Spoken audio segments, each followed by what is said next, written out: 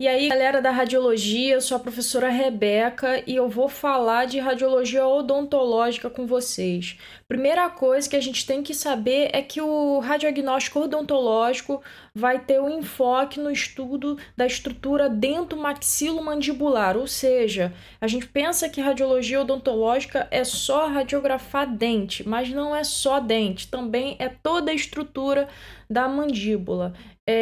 E hoje em dia a gente não usa mais raio-x odontológico só para, tem que extrair um dente, tem que, enfim, colocar o aparelho, não é só isso. Você hoje utiliza a radiografia odontológica dos dentes também para procedimentos estéticos.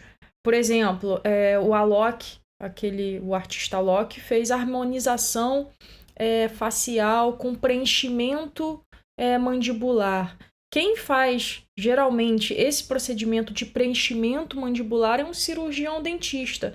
E ele com certeza vai solicitar radiografia da estrutura da mandíbula toda, não só do dente, e também da face, para poder fazer essa intervenção cirúrgica estética no indivíduo. Um ponto que a gente precisa ter em mente é que o radiodiagnóstico odontológico a gente pode dividir em dois modos de produção de radiografia. A primeira é o modo de radiografia intrabucal, que é a radiografia específica para radiografar os dentes, onde o filme radiográfico ele é inserido dentro da boca do paciente. Então, na radiografia intrabucal, o filme radiográfico ele é inserido dentro da boca do paciente. Agora, na radiografia extrabucal, já é um modo de radiodiagnóstico odontológico, onde você vai ter que utilizar um equipamento específico para isso, onde você vai pode radiografar a parte toda da maxila, onde a gente faz a panorâmica da mandíbula, ou então até mesmo radiografias da face. Quem opera o equipamento de radiografia extrabucal é obrigatoriamente um técnico em radiologia. Já os equipamentos de radiografia intrabucal, quem opera pode ser o dentista e, às vezes, um técnico em saúde bucal, embora tenha uma discussão legal sobre a operação desse tipo de equipamento, uma vez que quem é habilitado em operar equipamentos que utilizem raio-x, seja o técnico em radiologia ou o tecnólogo em radiologia. Aqui no Brasil acabou se convencionando que os técnicos de saúde bucal também operam os equipamentos de radiografia intrabucal. Então, atualmente, inclusive, tem uma discussão pelo Conselho de Técnicos de Radiologia para obrigar a todas as instituições que utilizem radiografia intrabucal que seja apenas operado por técnicos ou tecnólogos em radiologia. Outro ponto importante aí que a gente tem que entender é que mesmo que na radiologia odontológica a gente trabalhe com doses bem baixas de radiação, a gente não pode ignorar os fatores de proteção radiológica. Então, os procedimentos de proteção radiológica com o paciente e com o operador de equipamento devem ser executados, mesmo que as doses aplicadas sejam bem baixas. Na figura ao lado, a gente tem aí a imagem de um equipamento intrabucal. Ele é muito popular dentro dos consultórios dos dentistas. Ele é um equipamento bem menor, onde a técnica de KV e MAS não são ajustadas a cada paciente. Por quê? Porque ele é específico para radiografar apenas dente. Então, como o dente é uma estrutura anatômica que não varia muito de pessoa para pessoa, esse ajuste de técnica de KV-MS ele não é aplicado com frequência no equipamento intrabucal. Agora aí do lado que vocês podem ver é um equipamento extrabucal, de radiografia extrabucal, onde você pode fazer exames de panorâmica da mandíbula e também exames da face. Quem obrigatoriamente opera esse equipamento, voltando a reforçar isso, é um técnico ou tecnólogo em radiologia. E esse equipamento é extrabucal, e a gente também pode fazer já os ajustes necessários de KV e de MAS, já que pode ter algumas variações, não tão grandes, do paciente, variações anatômicas desse paciente. Falando um pouquinho dos equipamentos e acessórios, eu vou começar falando o seguinte. Geralmente, os aparelhos de raio-x odontológico, eles trabalham com uma faixa de quilovoltagem entre 60 a 70 kV, e na sua janela do tubo existe um filtro de alumínio. Esse filtro de alumínio ele vai ser responsável para filtrar os fótons de raio-x que não têm energia suficiente para produzir uma imagem adequada da estrutura dentária. Então, é uma peculiaridade que a gente tem na composição do equipamento de raio-x odontológico, esse trabalho da faixa entre 60 a 70 kV, e também o filtro, a janela, é um filtro de alumínio para filtrar esses fótons que não são interessantes para formar uma imagem de boa qualidade. Ao lado, vocês podem ver aí imagem de colimador. Os colimadores na radiologia odontológica são fundamentais, principalmente na intrabucal, porque além deles focalizarem mais o ponto de radiação e produzir imagens mais adequadas, com melhor qualidade, você também vai ter uma diminuição na dose da pele do paciente. É uma forma de limitar o campo de radiação o máximo possível na área do rosto desse paciente. Então, os colimadores eles vão ter essa função de limitar o campo de radiação para diminuir a dose no paciente e também manter a qualidade de imagem. Ao lado aí vocês veem vários tipos de tamanho de filmes intrabucais que são usados na radiografia intrabucal. E aí, por exemplo, eu tenho o filme do tamanho de 22 por 35 milímetros, ele vai ser utilizado geralmente para radiografia periapical e interproximal em pacientes pediátricos. Já o tamanho de filme 24 por 40 milímetros, ele é utilizado em radiografia interproximal para também pacientes pediátricos. Um tamanho de filme maior, de 31 por 41 milímetros, ele é utilizado tanto para radiografia periapical quanto para radiografia interproximal. E é utilizado em adultos e também em crianças a partir de 6 anos de idade. E aí a gente tem tamanhos maiores, como o 27 por 54 milímetros e o 54 por 76 milímetros, utilizado principalmente em radiografia oclusal. Um acessório muito interessante utilizado na radiografia intrabucal é o posicionador.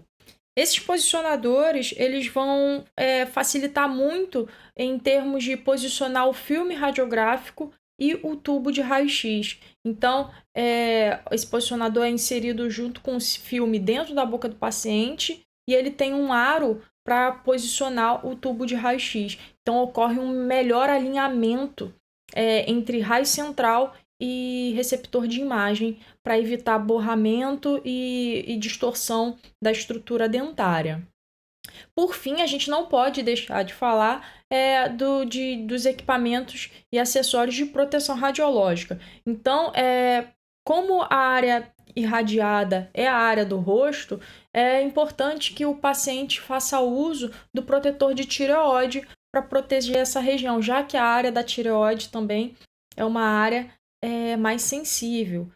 Áreas como tireoide ou então a área das gônadas, dos órgãos reprodutores, são mais sensíveis à radiação porque as células dessas estruturas anatômicas são de alta reprodutibilidade. Então, para evitar qualquer alteração nas células dessas estruturas, devido à ionização dos raios-x, é importante que a gente tenha o cuidado de proteger essas duas áreas aí do corpo humano. No caso da radiologia odontológica, é proteger a área da tireoide. Falando um pouquinho agora de anatomia do dente. O dente é um órgão, ele é fixado na mandíbula através de uma cavidade que a gente chama de cavidade alveolar. E a função do dente é de mastigação para auxiliar a digestão. Então, e cada dente tem um formato diferente para fazer uma forma de mastigação distinta. Então, por exemplo, os dentes incisivos e os dentes caninos, eles são mais pontiagudos e eles servem para cortar e rasgar o alimento. Já os dentes pré-molares e molares, eles não são tão pontiagudos assim e eles servem para triturar o alimento. Na imagem ao lado, a gente vai ver a composição do dente. Então, eu tenho a coroa, que ela é projetada a partir da gengiva, e eu tenho a raiz. A raiz é a que fica fixada no alvéolo da mandíbula, e a raiz do dente ela vai estar colada, vamos dizer que ela esteja colada à mandíbula através de uma membranazinha que eu chamo de ligamento periodontal. Além disso, entre a coroa e a raiz eu tenho o colo e outras partes do dente, como o esmalte, que ele vai ser uma camada de recobrimento para proteção do dente. Eu tenho o cemento, eu tenho a dentina que fica entre o esmalte e o cemento, e eu tenho a cavidade pulpar ou canal pulpar. Esse canal pulpar é a região vascularizada do dente. Então, o dente sangra. O pessoal acha que o que sangra é a mandíbula, mas a gengiva, não é a gengiva em si. Também sangra. Mas o dente, ele tem uma área bem vascularizada, que é essa área da cavidade pulpar ou canal pulpar. O ser humano tem dois tipos de dentição. A primeira, a gente fala de dentição primária. A dentição primária é a dentição da infância, que a gente chama de dentição, o dente de leite. Então, essa dentição primária ou decídua, ela é a primeira que aparece na boca do ser humano. E depois essa dentição primária ela vai ser substituída pela dentição secundária, que são ossos mais fortes e que, no caso, a gente chama dente de osso, mas não é dente de osso. Ele é um dente mais rígido, com um material mais fixado, e ele vai se dar a partir do final da adolescência para a vida adulta. A troca da dentição primária para a dentição secundária ocorre num tempo de vários anos. Então, você tem aí desde a infância mesmo, o nascimento dos primeiros dentinhos, e no decorrer 8 anos de idade, e essa troca de dente primário para o dente secundário pode ocorrer até uns 14 anos de idade. Bom, agora a gente vai falar da nomenclatura dos dentes. Essa nomenclatura ela é internacional e ela é dada por números. E ela é muito interessante e muito importante, principalmente para indicação dos dentes para laudo. Então, quando um dentista der o laudo, ele vai indicar o dente pelo número. Geralmente se indica pelo número e não pelo nome, assim, dente incisivo, não. Ele vai indicar exatamente o número referente àquele dente. Então, a gente vai precisar ter em mente o seguinte: observar o rosto do indivíduo e vai dividir num plano longitudinal o plano médio sagital. Então, plano médio sagital, que divide porção direita e esquerda, a gente vai dividir longitudinalmente o rosto com o plano médio sagital. E a gente vai também fazer uma outra divisão do rosto, já uma divisão horizontalizada, transversal, traçando uma linha, um plano horizontal, que divide os dentes da maxila, ou seja, os dentes de cima, dos dentes de baixo, que são os dentes da mandíbula. Então, eu tenho o plano médio sagital dividindo em lado direito e esquerdo, e o plano transversal dividindo os dentes da maxila dos dentes da mandíbula. A partir dessa divisão, de traçar essas linhas, eu vou formar 4 quadrantes. Então, eu tenho os quadrantes superiores, que se referem aos dentes da maxila, e eu tenho os quadrantes inferiores, que se referem aos dentes da mandíbula. Então, a partir desses 4 quadrantes, eu vou poder fazer a numeração dos dentes. Então, o quadrante superior direito, todos os dentes do quadrante superior direito vão começar pelo número 1. Contando a partir do plano sagital, do dente que estiver mais próximo do plano sagital, é o dente 1, 1, ou seja, o dente 11. O segundo dente 1, 2, que é o dente 12.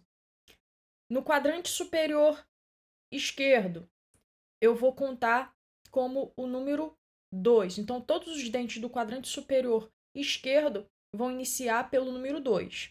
E aí, o dente do quadrante superior esquerdo que tiver com o primeiro mais próximo do plano sagital é o dente 2, 1, ou seja, o dente 21. E assim sucessivamente. No quadrante inferior esquerdo, todos os dentes vão iniciar pelo número 3. E nos quadrantes inferiores direito, todos os dentes vão iniciar pelo número 4. E vão seguir a contagem. Dente 11, 12, 13, 14, que são os dentes referentes aos quadrantes superiores direito.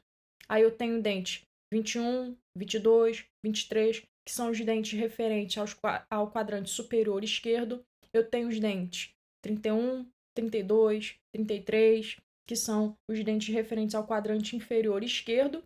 E os dentes 41, 42, 43 são os dentes referentes ao quadrante inferior direito. Então, essa é a nomenclatura que a gente tem dos dentes. Eu posso classificar os dentes por arcada e pelo formato que ele tem. Então, os dentes que estão fixados na maxila são os dentes da arcada superior. Os dentes que estão fixados na mandíbula são os dentes da arcada inferior. E aí eu tenho os dentes da frente, que eu chamo de incisivos centrais, depois seguidos dos incisivos laterais, tem os caninos, eu tenho 2 premolares e 2 a 3 molares em cada lado do dente. Então, como vocês podem ver aí na imagem, então aqui na arcada superior eu tenho os incisivos centrais ao centro, tenho os incisivos laterais, eu tenho os caninos, eu tenho os primeiros premolares, os segundos premolares, os primeiros premolares, os segundos molares, e tem gente que tem terceiro molar, tem gente que não tem terceiro molar.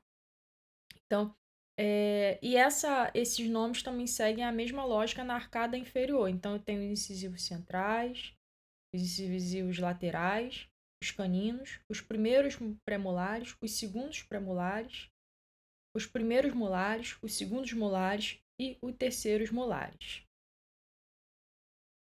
Eu tenho também a orientação, a nomenclatura das faces do dente. Então, aí na imagem ao lado, a gente está vendo aí o dente de frente, a frente do dente, que seria a face vestibular.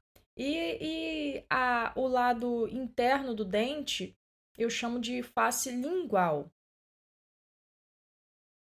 As laterais dos dentes eu posso chamar de face mesial, que é a face voltada para o plano médio sagital, e a face distal, que é a que está oposta, está mais afastada do plano médio sagital. E eu tenho também a face oclusal ou incisal, que é aonde é a serra dos dentes, né? Então, essa região das serrinhas do dente eu chamo de face incisal para os dentes incisivos e caninos, ou face oclusal para os dentes pré-molares e molares. E tem a face cervical, que é a face que está ligada, voltada para a região da maxila ou da mandíbula. Agora, observando um pouquinho os pontos anatômicos para posicionamento do rosto do paciente, da cabeça do paciente, durante os exames. Então, eu tenho a região do trago, que é a cartilagem anterior da orelha externa. Eu tenho a comissura labial, que é essa parte mais lateral da boca, que é o ponto de união do lábio superior com o inferior. Eu tenho o acântion, que é o ponto na linha média da face, na junção do lábio superior com o nariz. Eu tenho a borda lateral da órbita, que é na lateral, no meio da órbita, eu tenho esse ponto. E eu tenho também a asa do nariz, que corresponde à parte externa da cartilagem do nariz, mais lateralmente. Nessa imagem aí, eu tenho os planos. Então, eu tenho o plano coronal, que a gente já conhece, tem o plano médio-sagital. Eu vou ter também o plano infraórbito meatal, ou que eu chamo plano horizontal alemão, que é o plano que vai do meato acústico externo e ele passa pela borda inferior da órbita. Na segunda imagem, eu tenho aí o plano órbito meatal, o plano horizontal americano, que ele parte do meato acústico externo e vai até, e ele passa pelo meio da órbita da cabeça. Eu posso traçar também as linhas. Então, eu tenho a primeira linha, que é a linha de Kemper. A linha de Kemper ou linha de Camper, vai ser a linha entre vai ser traçada a partir do trago e passa pela asa do nariz. Então, essa é a linha de Kemper. Eu tenho também a linha trago-comissura labial, que é a linha que parte do trago e passa pelo ponto entre os lábios. E eu tenho a linha infraórbito meatal, que eu chamo de Lyon, que é a linha que parte ali do meato acústico externo e passa pela órbita, pela borda inferior da órbita da cabeça. Bom, sabendo isso, a gente vai ter as radiografias intraorais e as radiografias extrabucais. As radiografias intrabocais, eu tenho a radiografia interproximal, eu tenho a radiografia oclusal e a radiografia periapical.